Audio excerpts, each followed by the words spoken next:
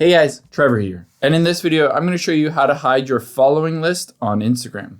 Now, if you hop into somebody's profile within Instagram and you tap on following, you'll be able to see every account that that person is following.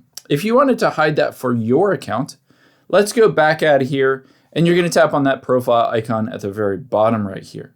And then after you've done that, we can do this in the settings. So at the top right, we need to tap on those three lines. And now what you're going to first look for is if you see For Professionals account type and tools, you need to tap on that and then switch your account from a professional account over to a personal account. So you can see on here, it says your account is professional and I need to switch account types. I can tap on switch account types and then switch to personal account and then switch. Now, if you already have a personal account, you don't need to go through this process.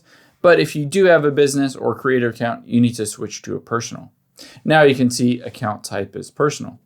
Let's go back to your general settings here. And after you've done that, you'll be able to scroll down. And the only option that you have to be able to hide that following list is to set your account to private. So we can tap on account privacy and then turn this on.